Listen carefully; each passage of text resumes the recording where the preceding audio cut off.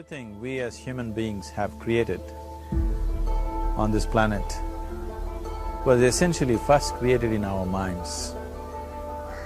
All that you see, which is human work on this planet, first found expression in the mind, then it got manifested in the outside world.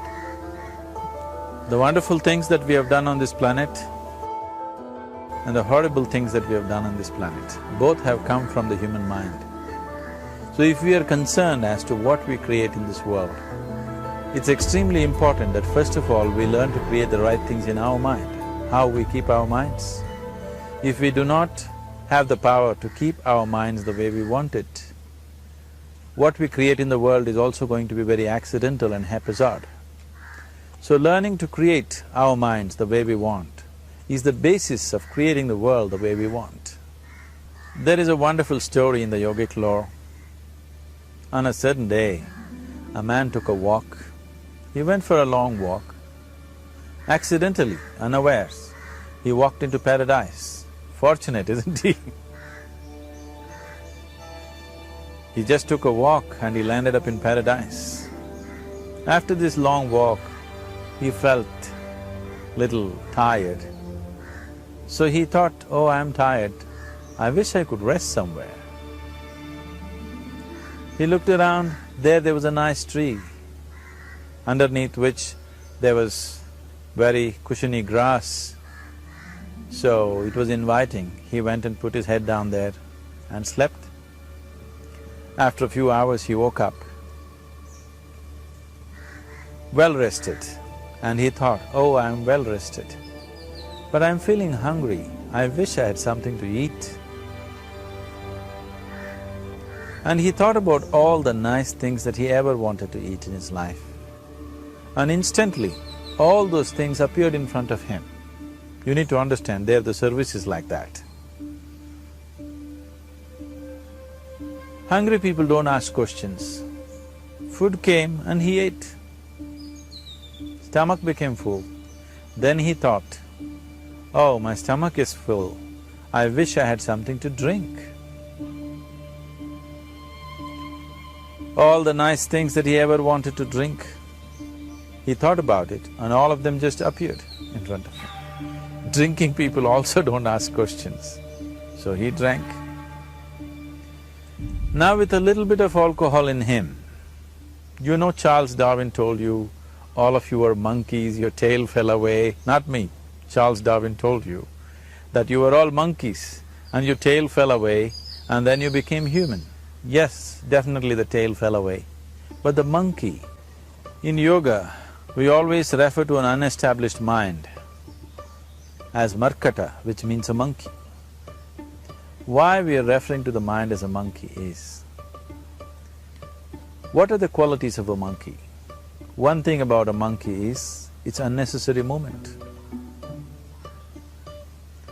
And another thing about the monkey is, if I say you're monkeying somebody, what does it mean? Imitation. Monkey and imitation have become synonymous. So these two essential qualities of a monkey are very much the qualities of an unestablished mind. Unnecessary movement, you don't have to learn it from the monkey, you can teach it to the monkey. And imitation is full-time job of the mind. So when these two qualities are on, a mind is referred to as a monkey. So this monkey became active within him. He just looked around, thought, what the hell is happening here? I asked for food, food came. I asked for drink, drink came. There must be ghosts around here, and ghosts came. Oh, the ghosts have come, they're going to surround me and torture me, he thought. Immediately the ghosts surrounded him and started torturing him. Then he started screaming in pain and said, oh, they're going to kill me, and he died. Just now he said he's a fortunate being. The problem is he was sitting under a kalpa vriksha or a wishing tree. He asked for food, food came, he asked for drink, drink came, he asked for ghost, ghost came, he asked for torture, torture came, he asked for death, death happened. Now don't go looking for these kalpavrukshas in the forest. You can barely find a tree these days. A well-established mind, a mind which is in a state of samyukti, is referred to as a kalpavriksha. If you organize your mind to a certain level of organization, it in turn organizes the whole system. Your body, your emotion, your energies, everything gets organized in that direction. Once all these four dimensions of you, your physical body, your mind, your emotion and the fundamental life energies are organized in one direction, once you are like this, anything that you wish happens without even lifting a little finger actually.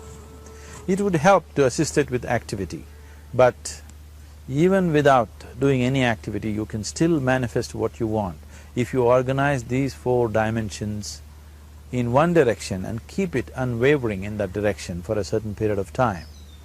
Right now the problem with your mind is, every moment it is changing its direction. It is like you want to travel somewhere and every 2 steps if you keep changing your direction, the question of you reaching the destination is very remote unless it happens by chance. So, organizing our minds and in turn organizing the whole system and these four basic dimensions of who you are right now in one direction, if you do this, you are a kalpavruksha yourself. Anything that you wish will happen. But right now, if you look at your lives, everything that you have wished for till now, if it happens, you have finished. Everything and everybody that you have desired for, if all of that lands up in your house today, could you live with that? Once we're empowered like this, it's very important that our physical action, emotional action, mental action and energy actions are controlled and properly directed. If it is not so, we become destructive, self-destructive. Right now, that is our problem. The technology, which is supposed to make our life beautiful and easy, has become the source of all the problem that we are destroying the very basis of our life, which is the planet. So what should have been a boon, we are making a curse out of it. What has brought incredible levels of comfort and convenience to us in the last 100 years or so has also become a threat to our life simply because we are not conscious action, we are in a compulsive state of action. So organizing our minds fundamentally means moving from a compulsive state of activity to a conscious state of activity. You might have heard of people for whom they asked for something and beyond all expectations it came true for them. Generally this happens to people who are in faith.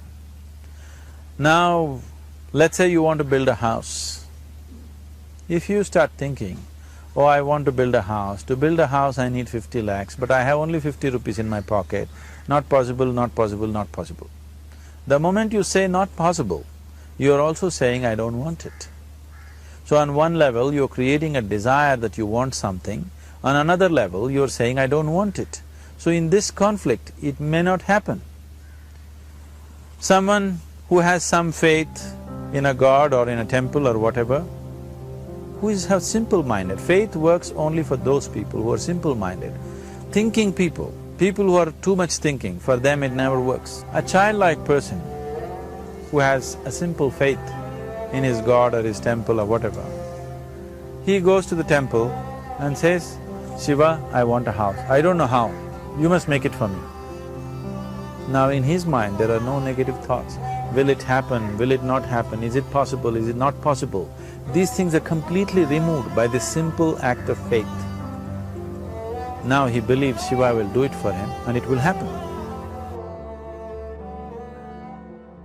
So is Shiva going to come and build your house? No, I want you to understand, God will not lift his little finger for you. What you refer to as God is the source of creation. As a creator, he has done a phenomenal job, there's no question about it. Could you think of a better creation than this? Is it in anybody's imagination to think anything better than what is there right now?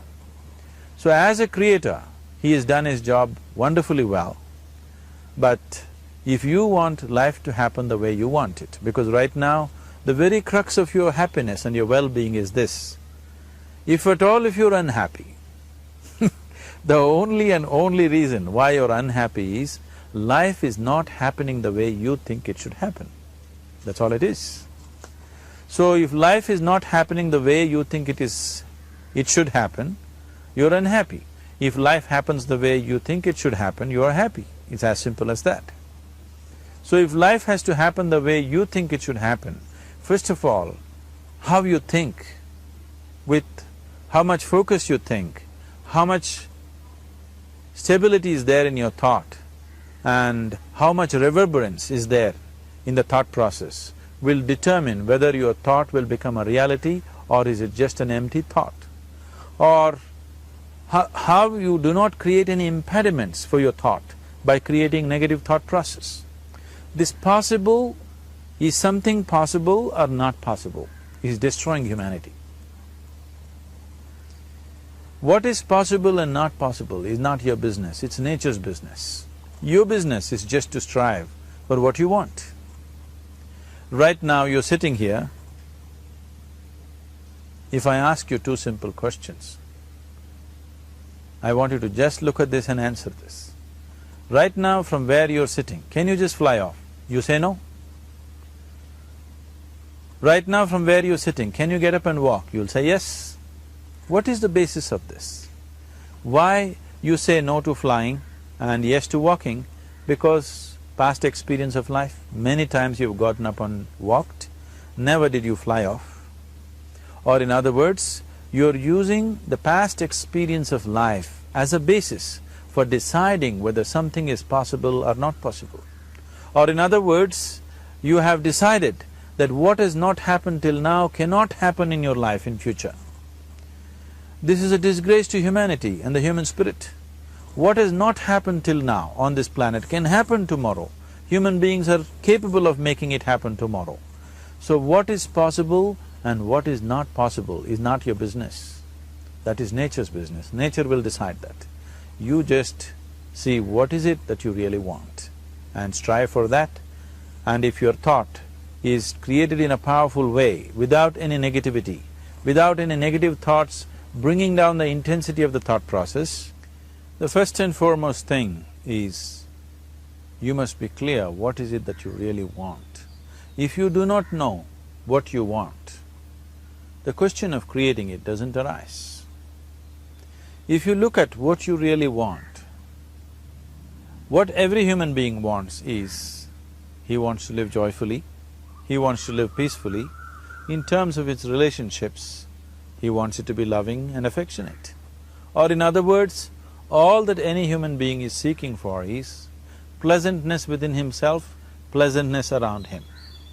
This pleasantness, if it happens in our body, we call this health and pleasure. If it happens in our mind, we call this peace and joy. If it happens in our emotion, we call this love and compassion. If it happens in our energy, we call this blissfulness and ecstasy. This is all that a human being is looking for. Whether he is going to his office to work, he wants to make money, build a career, build a family, he sits in the bar, sits in the temple, he is still looking for the same thing. Pleasantness within, pleasantness around. If this is what we want to create, I think it's time we addressed it directly and commit ourselves to creating it. So you want to create yourself as a peaceful human being, joyful human being, loving human being, a pleasant human being on all levels. And do you also want a world like this? A peaceful world, a loving world, a joyful world? No, I want greenery, I want food. When we say a joyful world, that means everything that you want has happened. So this is all that you're looking for. So all that you need to do is commit yourself to creating it, to create a peaceful, joyful and loving world, both for yourself and everybody around you. Every day in the morning, if you start your day with this simple thought in your mind, that today, wherever I go, I will create a peaceful, loving and joyful world. If you fall down 100 times in the day, what does it matter? For a committed man, there is no such thing as failure. If you fall down 100 times, 100 lessons to be learnt. If you commit yourself like this to creating what you really care for, now your mind gets organized. Once your mind gets organized, the way you think is the way you feel, your emotion will get organized. Once your thought and emotion is organized, your energies will get organized in the same direction.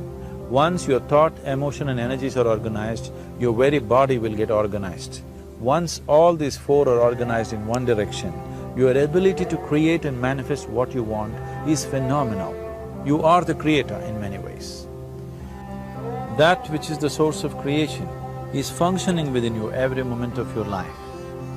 It is just that, have you kept access to that dimension or not? Organizing the four basic elements of your life will give you that access. There are tools and technologies to do this.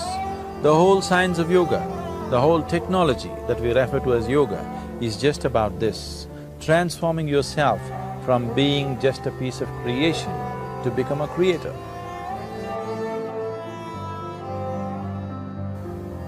It is my wish and my blessing that every human being in this world should have this access to the source of creation within himself so that he can function here as a creator, not just as a piece of creation.